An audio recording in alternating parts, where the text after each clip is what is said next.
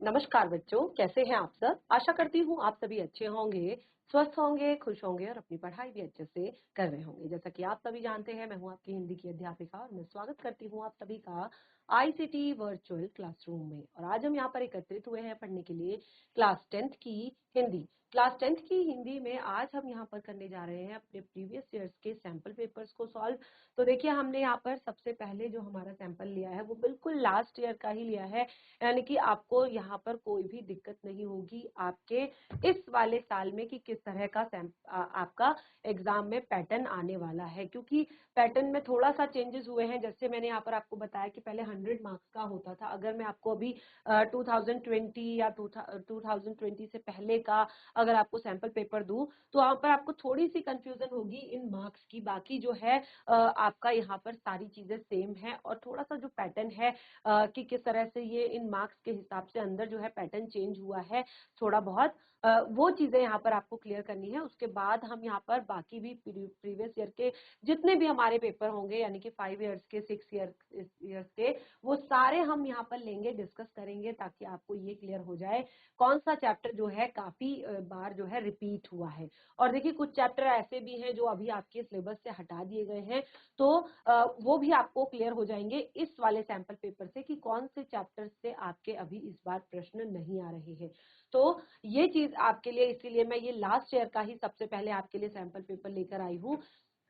बाकी जो हम आगे पढ़ेंगे वो हम प्रीवियस ईयर्स के जो पेपर हैं, यानी कि आपके 2023 के, 2 के, 1 के, 20 के, 19, 18, 17, तो ये सारे सैंपल पेपर हम यहाँ पर डिस्कस करेंगे। लेकिन इससे केवल आपके चैप्टर्स क्लियर होंगे और इससे जो है आपको पैटर्न भी क्लियर हो जाएगा कि किस तरह का आपका पेपर आ रहा है। तो सबसे पहले देखते हैं किस तरह का। देखिए, क्लास 10th के आप बच्चे हैं, आपने इससे पहले बोर्ड एग्जामिनेशन नहीं दिए हैं, लेकिन क्या होता है कि यहाँ पे आपको पैटर्न समझना सबसे ज्यादा जरूरी होता है। ठीक है ना। एक हमारे अंदर एक डर होता है कि बोर्ड एग्जाम्स हैं, बोर्ड एग्जाम्स हैं, बोर्ड एग्जाम्स हैं। तो उस डर को खत्म करने के लिए देखिए, थोड़ा बहुत डर भी जरूरी है, क्योंकि उससे हम आगे अच्छी अपनी तैयारी करते हैं, अच्छी मेहनत करते हैं। लेकिन एक जो हमारा ओवर हो जाता है फेयर जो है, उसको कम करने के लिए कि हम किस तरह से जो है अपने पैटर्न को समझकर आंसर लिख सकते हैं, अपने पेपर के पैटर्न को समझ कर लिख सकते हैं। तो उस हिसाब से आप यहाँ पर देखिए, जैसे मैंने कहा, सबसे पहले ये आपका जो पेपर है ये 2024 का है और इस तरह का आपका पूरा का पूरा पेपर आता है। सबसे पहले आपने रोल नंबर फिल करना होता है और उसके बाद आप देखेंगे नीचे यहाँ पर समय भी दिया है कि आपको ये पेपर जो है 3 घंटे में सॉल्व करना है, यानी कि 3 आवर्स आपको मिलते हैं पेपर सॉल्व करने के लिए। उसके बाद आपका पूर्णांक, यानी कि कितने नंबर का है ये आपका पूरा पेपर, वो आपको यहाँ पर दिया जाता है। ठीक है ना। तो इन सब चीजों का भी आपने यहाँ पर ध्यान रखना होता है, यानी कि अगर आप टाइम मैनेजमेंट करके चलते हैं, अगर आप समय को जो है फिक्स करके चलते हैं, इतनी देर में मुझे ये क्वेश्चन सॉल्व करना है, इतनी देर में मुझे इस पार्ट को क्लियर करना है, इतनी देर में मुझे ये पढ़ना है, तो उससे आपका जो पूरा का पूरा पैटर्न है वो अच्छे अच्छे से आपको पेपर का क्लियर हो जाएगा। और फिर उसके बाद आप आसानी से, मतलब आपका कोई भी प्रश्न नहीं छूटेगा, क्योंकि हिंदी में होता है ज्यादातर राइटिंग का पोर्शन, यानी कि आपको लिखना ही लिखना होता है।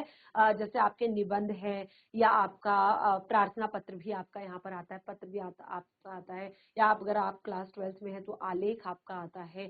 ठीक है ना। यहाँ भी आपकी बहुत सारी चीजें आती हैं इस तरह की। और यानी कि पूरा ज्यादातर पोर्शन जो है आपका राइटिंग का यहाँ पर होता है हिंदी में। तो इसीलिए इसमें टाइम मैनेजमेंट की भी बहुत ज्यादा जरूरत होती है। जैसे कुछ बच्चे जो होते हैं स्लो राइटर होते हैं, यानी थोड़ा धीरे लिखते हैं, तो उनके लिए दो चीजें बहुत ज्यादा जरूरी है, समय और पूर्णांक, यानी कि नंबर के हिसाब से कि आपका जो प्रश्न है वो कितने नंबर का है, उसके हिसाब से आप अपना टाइम मैनेजमेंट करेंगे कि इतना टाइम मैं इस प्रश्न को दूंगा, इतना टाइम मैं इस प्रश्न को दूंगा, इतने टाइम में मैं इसको सॉल्व करूंगा। तो इस तरह से आपका पूरा पेपर क्लियर हो जाता है। ठीक है ना।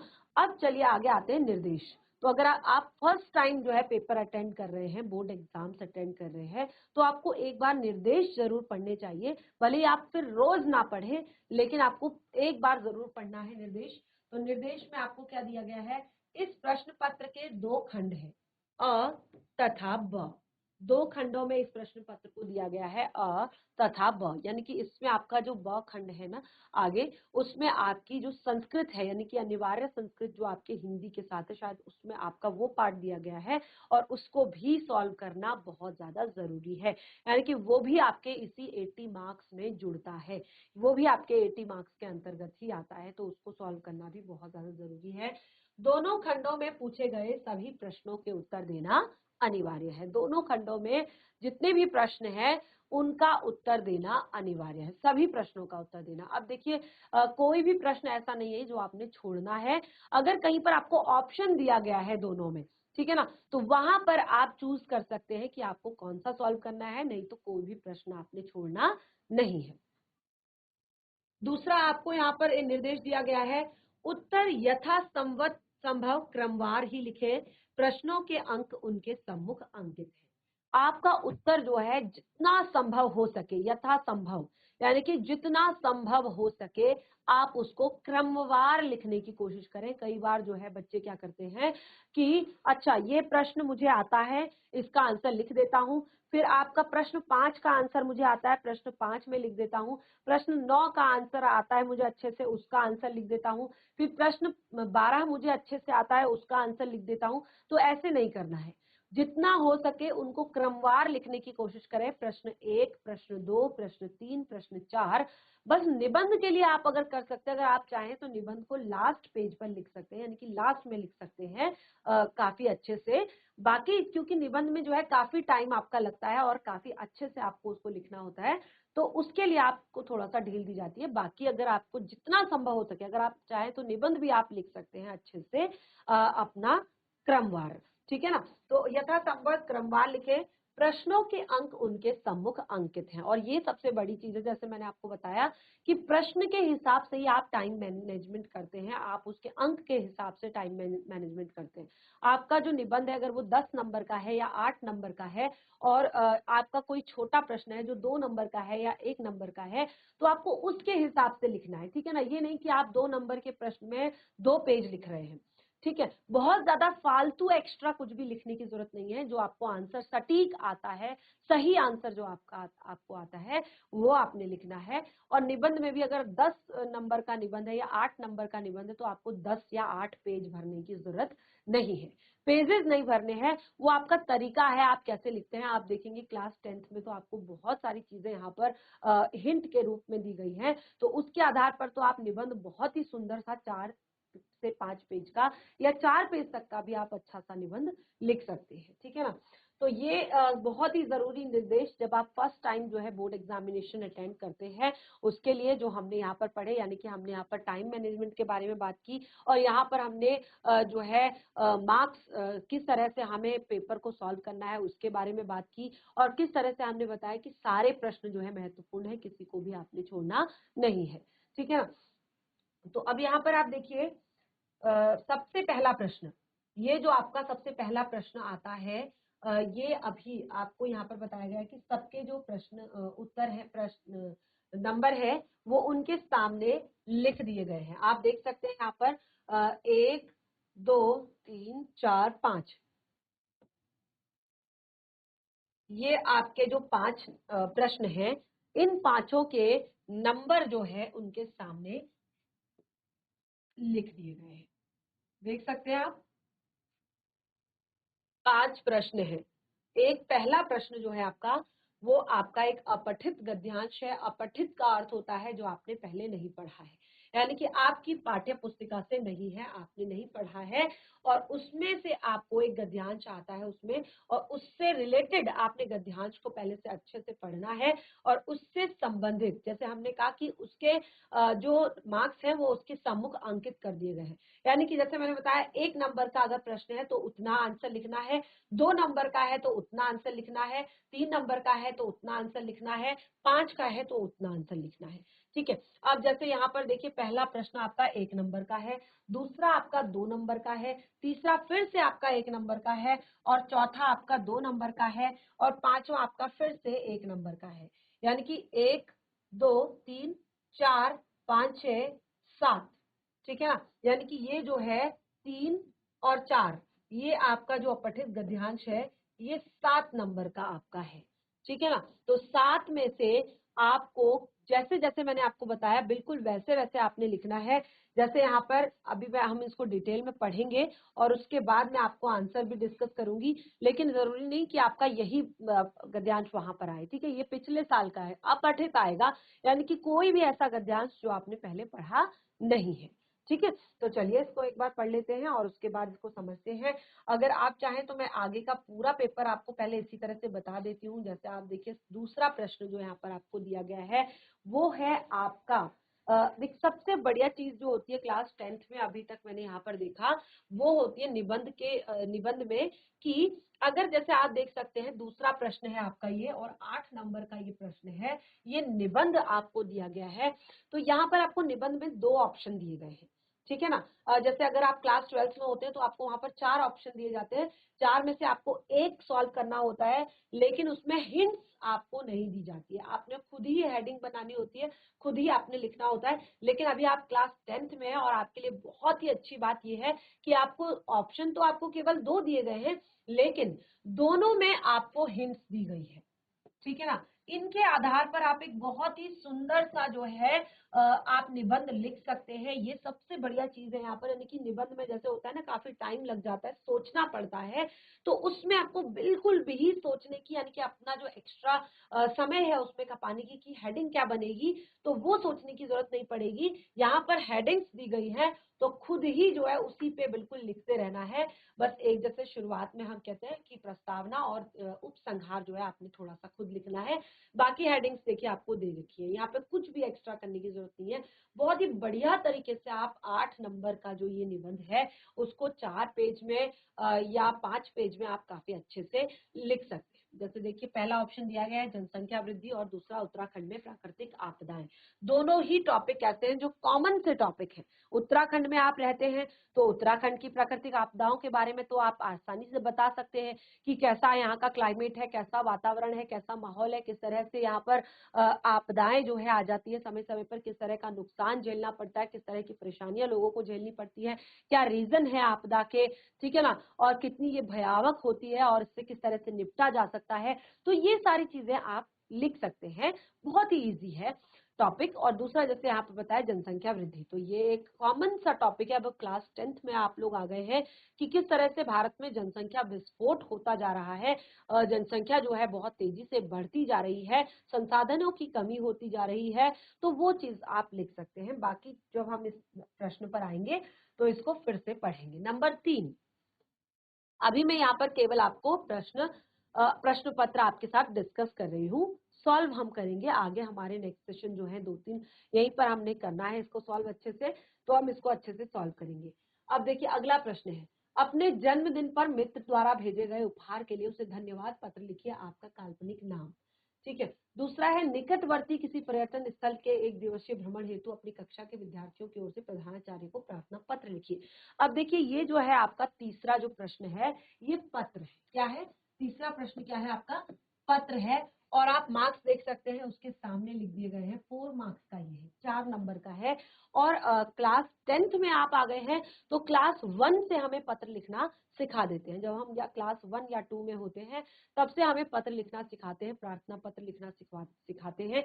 तो सेम आपको यहाँ पर 2 प्रश्न है। अब आप क्लास 10th में हैं तो थोड़ा सा लेवल बढ़ जाता है, तो यहाँ पर आपको सबसे पहले जैसे हम बताते हैं पत्र किसे कहते हैं, पत्र की परिभाषा क्या होती है, ठीक है ना। अभी भले ही हमारा यहाँ पर क्लास 10th में हमने ये पढ़ा नहीं है टॉपिक, लेकिन आपने क्लास 9th तक ये चीजें पढ़ी हैं, तो ये कॉमन सी चीजें हैं, क्लास 9th तक आपने पढ़ी हैं तो आप इसके हिसाब से समझ सकते हैं। क्योंकि अभी देखिए यहाँ पे क्या होगा ना, प्रश्न पत्र सॉल्व करने का जो एक रीजन है कि अगर आप अभी इसका पैटर्न समझ लेंगे तो बाकी का जो आपका सिलेबस हम आगे पढ़ाएंगे आपको, जो आप आगे का सिलेबस पढ़ेंगे तो उसमें क्या होगा कि आप समझ जाएंगे कि कौन से चैप्टर से जो है कितना हमने पढ़ना है, कितना हमारे एग्जाम में आ रहा है और किस तरह का पैटर्न आता है, कैसे हमने पढ़ना है, किस तरह से हमने समझना है, ठीक है ना। तो अब देखिए 2 चीजें तो कंफर्म हो गई, व्याकरण से एक आपका हो गया अपठित गद्यांश, और फिर आपका व्याकरण का पोर्शन जो आता है उसमें 2 चीजें आपकी क्लियर हो जाती है। एक है आपका निबंध, ठीक है ना, और दूसरा है आपका यहाँ पर पत्र। और जैसे आप निबंध में एक चीज मैंने आपको बताई थी कि ऑप्शन के साथ साथ आपको यहाँ पर एक और चीज दी गई है, आप देख सकते हैं ये पॉइंट कि जैसे कुछ बच्चे होते हैं ना 10 पेज भर देते हैं, 8 पेज भर देते हैं, तो ऐसा बिल्कुल नहीं करना है आपको। यहाँ पर दो चीजें दी गई हैं, केवल एक पे मैंने पहले डिस्कस किया था संकेत बिंदुओं पर, ठीक है ना। दूसरी चीज यह है कि आपको लगभग 250 शब्दों में, यानी कि केवल मात्र 250 शब्दों में आपने उस निबंध को कंप्लीट करना है, ठीक है। 250 से 280 हो सकते हैं, 300 हो सकते हैं, लेकिन बहुत ज्यादा आपने नहीं खींचना है। बहुत एक तरह से मतलब बहुत सारा टाइम उस पर आपने नहीं वेस्ट करना है। तो मात्र 250 शब्दों में आपने एक निबंध लिखना है। इसी तरह से जैसे जैसे मैं यहाँ पर आपके पत्र पर बात कर रही थी, तो पत्र जो है वो आपका सबसे पहले, जैसे मैंने बताया, हम पत्र के बारे में जब पढ़ाते हैं तो पत्र की परिभाषा बताते हैं, पत्र होता क्या है, पत्र के प्रकारों के बारे में बताते हैं, यानी कि टाइप्स ऑफ लेटर्स, कितने प्रकार के होते हैं पत्र, ठीक है। तो यहाँ पर जो हमने आपको क्लास 9th में पढ़ाया था, वो हमने पढ़ाया था कि 2 प्रकार के होते हैं मुख्य रूप से, औपचारिक पत्र और दूसरा होता है अनौपचारिक पत्र, ठीक है ना। औपचारिक पत्र क्या होते हैं? औपचारिक, औपचारिक यानी कि फॉर्मल लेटर्स, फॉर्मल तरीके से, औपचारिक तरीके से जब हम किसी भी सरकारी कार्यालय, प्रधानाचार्य जी या व्यवसाय संबंधित या कोई भी इस तरह का जब हम पत्र लिखते हैं, उन्हें हम कहते हैं औपचारिक पत्र, जहां पर जिन लोगों से का हमसे कोई भी निजी या पारिवारिक संबंध नहीं होता। यानी कि हम जैसे हम स्कूल में प्रधानाचार्य जी को पत्र लिखते हैं, तो ना प्रधानाचार्य जी का हमारा कोई निजी संबंध नहीं है, कोई पारिवारिक संबंध नहीं है। अगर हम अपने कार्यालय में किसी भी कार्यालय में, अगर हम विद्युत विभाग में, जल निगम में या संपादक को या किसी भी जगह अगर हम पत्र लिखते हैं, तो वो भी आपका औपचारिक पत्र में आता है, यानी कि वहां पर भी आपका कोई निजी और पारिवारिक संबंध नहीं होता है, ठीक है। तो ऐसे पत्र जिनको जो हम एक तरह से किसी भी अपने निजी या पारिवारिक रूप से हम किसी को नहीं भेजते हैं, उनको हम कहते हैं औपचारिक पत्र, औपचारिक पत्र, ठीक है ना। वहां पर हमारी केवल औपचारिकता मात्र होती है, यानी कि एक फॉर्मेलिटी जिसको हम कहते हैं, फॉर्मल होना, ठीक है ना, फॉर्मल तरीके से। तो वो जो है आपका औपचारिक पत्र होता है। एक होता है आपका अनौपचारिक पत्र। अनौपचारिक पत्र मतलब जैसे इनफॉर्मल लेटर्स, यानी कि जहां पर हम बिल्कुल भी इनफॉर्मल रहते हैं, कोई भी दिक्कत नहीं होती। जैसे हम कहते हैं ना, फॉर्मल यूनिफॉर्म पहन के आपको आना है, फॉर्मल तरीके से आपको स्कूल आना है, आपको प्रॉपर ड्रेस्ड अप होके जो आपका स्कूल की यूनिफॉर्म है उसको पहन के आना है। और एक दिन होता है जब आप एक तरह से घर के कपड़े पहनकर जाते हैं, ठीक है ना। तो इसी तरह से है अनौपचारिक पत्र, इनफॉर्मल लेटर्स।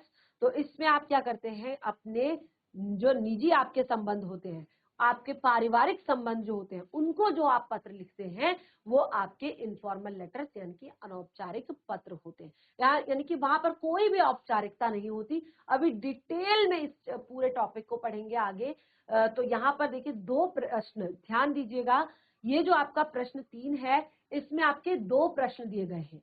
2 प्रश्न आपके ऑप्शन में है, जैसे मैंने आपको कहा कि हर एक प्रश्न को सॉल्व करना है, और जो प्रश्न आपको ऑप्शन में दिया गया है उसमें से केवल आप चूज करेंगे। तो यहाँ पर आप चूज करेंगे, आपको एक दिया गया है, ध्यान से प्रश्न समझिएगा, आगे मैं आपको डिटेल में ये लिखवाऊंगी भी।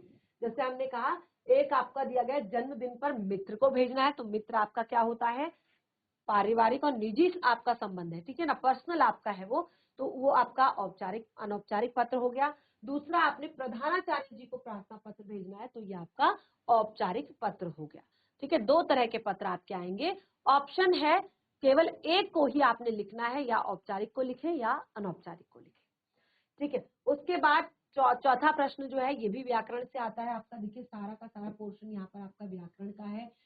तो इसको आगे हम डिटेल में पढ़ेंगे अच्छे से, बस केवल प्रश्न देख लीजिए। आपको 2 प्रश्न दिए गए हैं और एक एक नंबर के 2 हैं, तो यानी कि 2 नंबर का ये आपका प्रश्न है। फिर नेक्स्ट भी आपका इसी तरह से है, 2 प्रश्न दिए गए हैं, तो दोनों में आपको एक एक नंबर का प्रश्न ये दिया गया है, तो इसको आप अच्छे से करें। यह है आपका प्रश्न 4। प्रश्न 5, ठीक है ना, प्रश्न 5 ये भी आपका व्याकरण से संबंधित है, यानी कि व्याकरण के ढेर सारे टॉपिक ऐसे हैं जो अभी हमने पढ़ने हैं। हमने अभी व्याकरण में कुछ भी शुरुआत नहीं की है, क्योंकि हमारा जो सिलेबस है वो उसमें चल रहा है, यानी कि अभी क्षितिज और हमारी कृतिका पाठ्य पुस्तिका जो है उसको हम अच्छे से यहाँ पर पढ़ रहे हैं। व्याकरण अभी हमने शुरू नहीं की है, तो व्याकरण जब हम शुरू करेंगे तो ये सारे टॉपिक्स हम यहाँ पर लेंगे। सभी चीजें मैं आपको डिटेल में बताऊंगी, और बस आपको ये सही है कि आपको पैटर्न पता चल गया कि किस तरह से आपका यहाँ पर प्रश्न पत्र आएगा। ठीक है ना, तो ये भी आपका व्याकरण का पोर्शन है पूरा का पूरा। और देखिए 4 प्रश्न दिए गए हैं, तो आपका 1 नंबर का एक प्रश्न है, तो 4 नंबर के आपके 4 प्रश्न है। ठीक है ना, उसके बाद प्रश्न 6 जो है आपका, इसमें भी आपके 2 प्रश्न हैं, तो दोनों प्रश्न आपके 1-1 नंबर के हैं। ठीक है, तो इस तरह से फिर आगे बढ़ेंगे हम। ये व्याकरण का पोर्शन जो है आपका यहाँ पर कंप्लीट होता है। प्रश्न 6 तक आपका व्याकरण का पोर्शन आता है। प्रश्न 6 के बाद प्रश्न 7 जो है, वहां से फिर आपका शुरू होता है जो काव्यांश, यानी कि आपकी जो क्षितिज पाठ्य पुस्तिका है, मैंने आपको बताया था ना, जो हमारी क्षितिज पाठ्य पुस्तिका है भाग 2, उसमें आपके गद्य और काव्य दोनों ही खंड उसमें आपके हैं, और दोनों खंडों से यहाँ पर प्रश्न आते हैं। और यहाँ पर जो पहला प्रश्न शुरू होता है वो आपके काव्यांश से शुरू होता है, यानी कि आपकी क्षितिज पाठ्य पुस्तिका के काव्य खंड से आपका स्टार्ट होता है।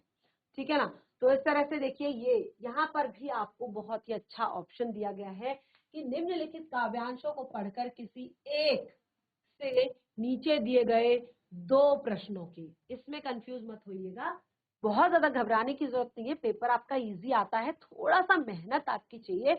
आपका जैसे यहाँ पर बताया कि 2 काव्यांश, देखिए ऑप्शन दिया गया है यहाँ पर भी आपको 2 काव्यांश दिए गए हैं, दोनों काव्यांशों में 3-3 प्रश्न दिए गए हैं, और उन तीनों में से भी केवल आपने 2 प्रश्न करने हैं, उनमें से भी केवल आपने 2 प्रश्न करने हैं। तो एक बार प्रश्न को अच्छे से पढ़ लीजिएगा फिर स्टार्ट कीजिएगा।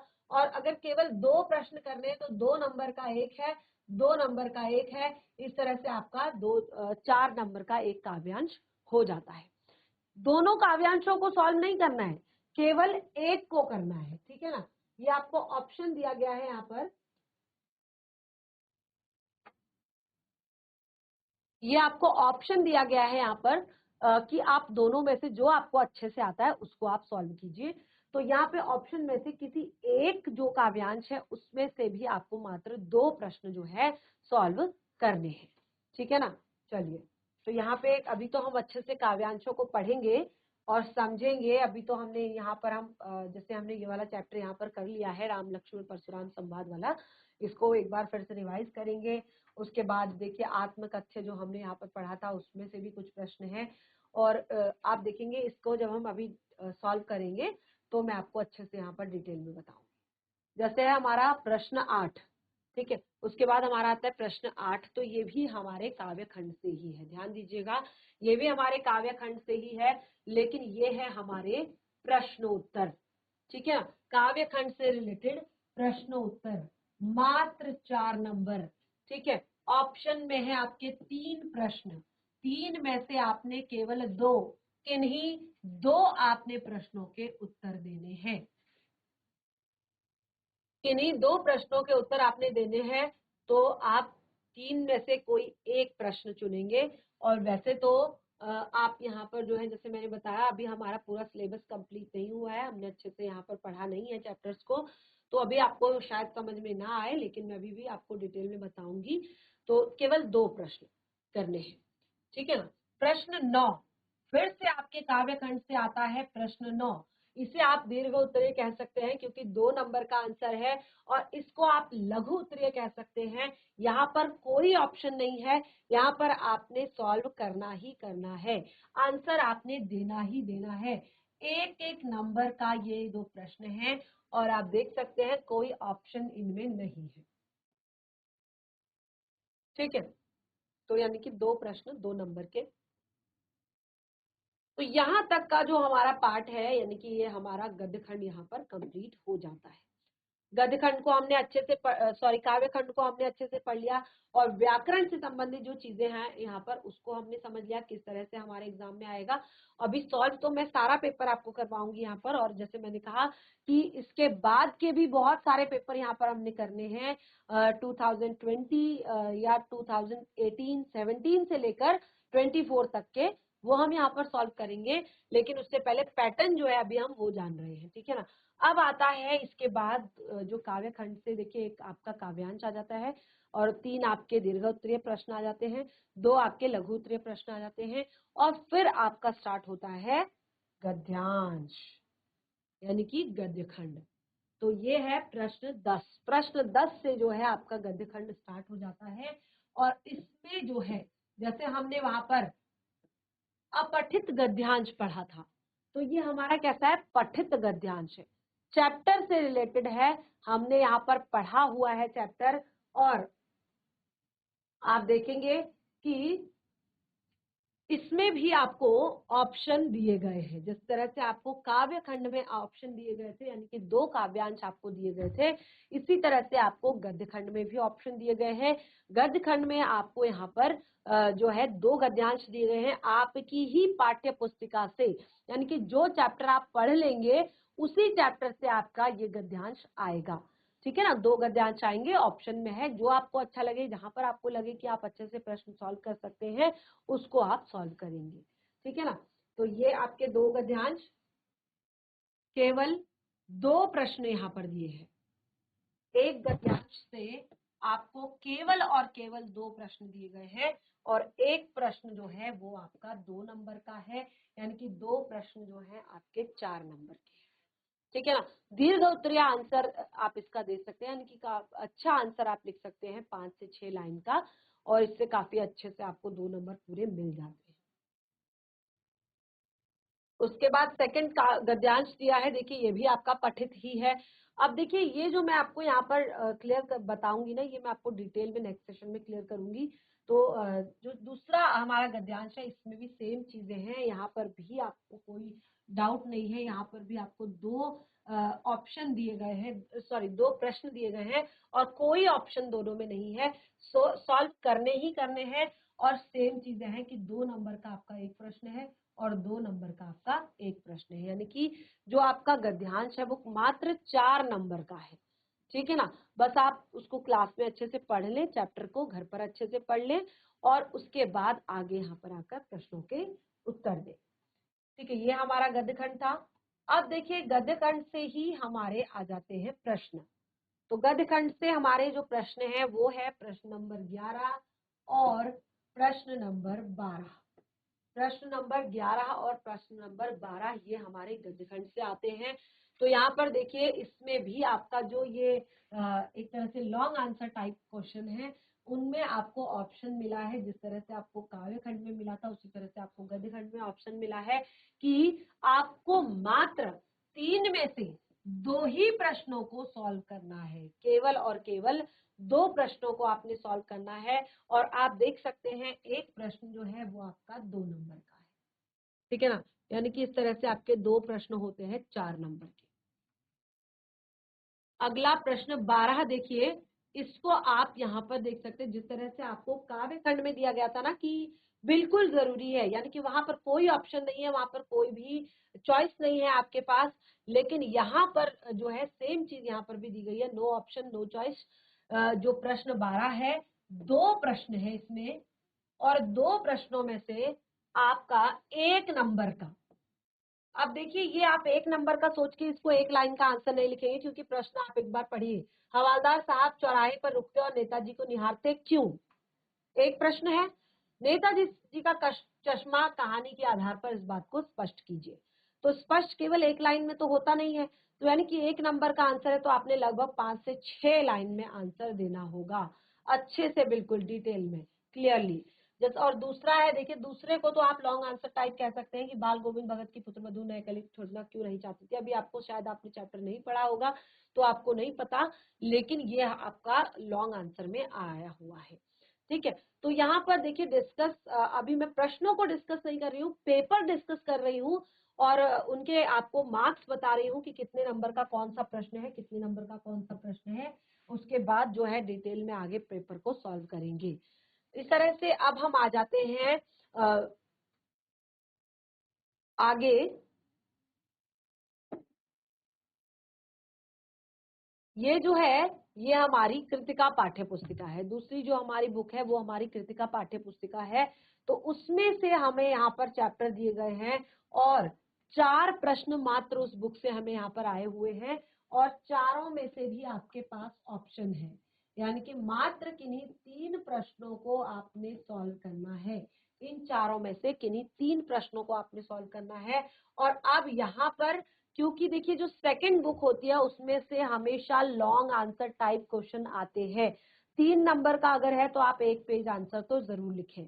मात्र 3 प्रश्न आपको दूसरी बुक से आते हैं और दूसरी बुक आपकी इतनी इंटरेस्टिंग है कि केवल और केवल अगर आप पढ़ लें, ठीक है ना, उस बुक को अगर आप केवल और केवल पढ़ लें, पढ़ने मात्र से ही आपके सारे डाउट्स क्लियर हो जाएंगे। अच्छे से समझ लें, एक बार समझ कर पढ़ें और कुछ भी उसमें करने की जरूरत अच्छे यहाँ पर नहीं है। तो जैसे 3 प्रश्न दिए गए हैं तो 3 प्रश्न जो हैं आपके जो 2-2 नंबर के हैं, यानी कि 6 नंबर के आपके ये 3 प्रश्न हैं, ठीक है ना। 2 प्रश्न, 2 नंबर का 1 प्रश्न, 3 प्रश्न है तो 3 दूनी 6 नंबर के आपके ये प्रश्न है और ये आपके सेकंड बुक से है, यानी कि आपकी कृतिका पाठ्य पुस्तिका। तो यहां तक आपका खंड अ कंप्लीट होता है, यानी कि प्रश्न 13 तक आपका खंड अ जो है कंप्लीट होता है और उसके बाद आपका खंड ब, जैसे कि मैंने आपको बताया, जो आपकी अनिवार्य संस्कृत की बुक आपके हिंदी के साथ है वो हिंदी के साथ ही है। ऐसा नहीं कि आप यहाँ तक केवल प्रश्न 3-13 तक जो है प्रश्न पत्र को सॉल्व करें और छोड़ दें। दोनों ही खंडों में पूछे गए सभी प्रश्नों के उत्तर देने अनिवार्य हैं, ठीक है ना। ये हमने निर्देश पढ़ा था सबसे पहले कि दोनों खंडों में दिए गए सभी प्रश्नों के उत्तर देना अनिवार्य है। यहाँ पर भी आपका जो सबसे पहले आता है संस्कृत में वो आता है आपका एक पठित्वा, ठीक है ना। गद्यांश पठित्वा त्रिप्रश्नानि पूर्ण वाक्येन उत्तरत्। गद्यांश को पढ़कर किन्हीं 3 प्रश्नों के उत्तर पूर्ण वाक्य में दीजिए। इस चीज को जरा ध्यान से समझिएगा कि कई बार क्या होता है, हरिद्वार कस्य केंद्रम अस्ति, अगर केवल इतना प्रश्न है हरिद्वार कश्य केंद्रम अस्ति, ठीक है ना, तो केवल आपने नाम नहीं लिखना है उसका, एक जगह जो है आपको पूर्ण वाक्य में उत्तर देना है। एक वाक्य में आपने पूरे वाक्य में उत्तर देना है, उस पर एक शब्द में उत्तर नहीं देना है। जैसे यहाँ पर आप देखेंगे हरिद्वारम उच्च शिक्षायाम, संस्कृत शिक्षायाम, योग शिक्षायाम, आयुर्वेद शिक्षायाम, प्रौद्योगिकी शिक्षायाम या और चापी केंद्रम अस्ति, ठीक है। इस तरह का आंसर आपने लिखना है। तो यहाँ पर भी आपको 3 प्रश्नों के उत्तर देने हैं। आप सोच लीजिएगा आपने कितने अच्छे से यहाँ पर इसको करना है, क्योंकि 3 प्रश्नों के उत्तर हैं तो ये आपका गद्यांश 6 नंबर का है, यानी कि 2-2 नंबर के आपके प्रश्न हैं। उसके बाद आपकी बुक से स्टार्ट हो जाता है, यानी कि बुक में जो कुछ व्याकरण से संबंधित प्रश्न है, ठीक है ना। यहाँ पर भी एक आपको जो काव्यांश दिया गया है उसको पढ़कर आपने उत्तर देना है। और पूर्ण वाक्येन, यहाँ पर भी आपका ऐसा ही है, यानी कि आपने पूर्ण वाक्य में उत्तर देना है, एक शब्द में उत्तर नहीं देना है। प्रश्न जो 3 है, ठीक है ना, उनको पठित पाठों के आधार पर, ये जो है चैप्टर्स के आधार पर, जो आपके पास चैप्टर होंगे उनके आधार पर, ठीक है। सेकंड वाले को हम थोड़ा सा यहाँ पर डिस्कस करना भूल गए थे। 2 नंबर का आपका ये है, ठीक है ना। केवल आपको 3 में से केवल आपको किन्हीं 2 को सॉल्व करना है। 2-2 नंबर के हैं, यानी कि आपने अच्छा आंसर लिखना है इसका भी, ऐसा नहीं कि कुछ भी लिख दिया एक लाइन में, तो पूर्ण वाक्य में अच्छे से उत्तर देना है। और पठित पाठ आधारित, यानी कि पठित पाठ के आधार पर जो आपको यहाँ पर प्रश्न दिए गए हैं, ये आपने जो चैप्टर पढ़े हैं उनके आधार पर आपने उत्तर देना। यहाँ पर भी आपके पास ऑप्शन है, केवल 4 में से मात्र 3 प्रश्नों को आपने सॉल्व करना है। 4 में से मात्र 3 प्रश्नों को आपने सॉल्व करना है। और 3 जो है वो आपके 2-2 नंबर के हैं, यानी कि आपका ये भी टॉपिक 6 नंबर का है। तो ध्यान से समझिएगा, यहाँ पर हम अभी डिटेल में पढ़ रहे हैं कि चैप्टर आपका कितना जो है कितने नंबर का आएगा। उसके बाद थोड़ा सा यहाँ पर जो है 17वां प्रश्न जो आपका है, किन्हीं 4 वाक्यों में रिक्त स्थानों की पूर्ति कीजिए। आपको ऑप्शन दिए गए हैं, शब्द सूची दे दी गई है और इसी में से आपने केवल चत्वारी 1 2 3 4 5 6 6 आपको दिए गए हैं, लेकिन मात्र 4, ठीक है ना। आपका आधा नंबर का जो है एक एक फिल इन द ब्लैंक्स जो है आपका आधा नंबर का है, तो 4 यानी कि आधा आधा आधा आधा 2 नंबर का आपका पूरा ये फिल इन द ब्लैंक्स है, ठीक है ना। और इसमें ऑप्शन आपको दिए गए हैं, ऑप्शन आपको 6 ही दिए गए हैं, लेकिन आपने भरना केवल 4 में है, ठीक है ना। केवल 4 में आपने भरना है, उसी के आपको नंबर मिलेंगे। बाकी अगर आप 2 एक्स्ट्रा कर भी देंगे तो आपको नंबर नहीं मिलेंगे, क्योंकि यहाँ पर आप साफ साफ देख सकते हैं कि जो 4 में से एक है वो आधे नंबर का है, यानी कि आधा आधा फिर से आधा आधा, यानी कि आपके 2 नंबर हो जाते। तो एक्स्ट्रा तो आपको कहीं से मिलने नहीं है, इसीलिए आप इसको अच्छे से थोड़ा सा समझ लें। उसके बाद आता है प्रश्न 18। इसमें भी आपको ऑप्शन यहाँ पर दिया गया है, ये थोड़ा सा संस्कृत व्याकरण से है, ठीक है ना। तो संस्कृत व्याकरण को भी हम यहाँ पर थोड़ा सा पढ़ेंगे, लेकिन आगे अभी हमारे पास बहुत सारी चीजें हैं पढ़ने के लिए, समझने के लिए। तो आज हमने अपने इस सेशन में जो है आपको यहाँ पर बताया कि किस तरह से हम अपने प्रश्न पत्र को सबसे पहले समझेंगे, ठीक है ना। सॉल्व करने से पहले पूरे प्रश्न पत्र को आपको पढ़ने के लिए 10 मिनट्स का जो टाइम मिलता है, उसमें आपको किस तरह से पूरे प्रश्न पत्र को समझना है। हड़बड़ाहट में कुछ नहीं करना है, जल्दीबाजी में कुछ नहीं करना है, डरना नहीं है, बिल्कुल शांत भाव से। अब देखिए, ये तो पहला ही सॉल्व हम यहाँ पर कर रहे हैं, अभी तो मैं आपको ढेर सारे सैंपल पेपर सॉल्व करवाऊंगी। और वैसे भी जो लास्ट हमारा फिर एग्जाम का टाइम आता है, उस टाइम पे भी हम सैंपल पेपर सॉल्व करते हैं।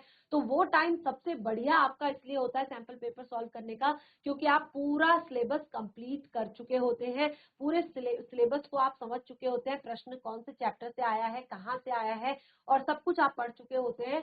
तो हम आगे भी करेंगे सैंपल पेपर सॉल्व, और अभी भी आपकी तैयारी हम पूरी यहाँ पर करवाएंगे। तो बिल्कुल कोई भी यहाँ पर इस तरह से घबराने की, डरने की जरूरत नहीं है। कोई भी आपको डाउट होता है चैप्टर से रिलेटेड, उनको आप नेक्स्ट सेशन में क्लियर करें। और इस तरह से हमारा ये वाला सेशन जो है यहीं पे समाप्त होता है। हम मिलेंगे हमारे नेक्स्ट सेशन में, तब तक के लिए धन्यवाद। आपका दिन शुभ हो।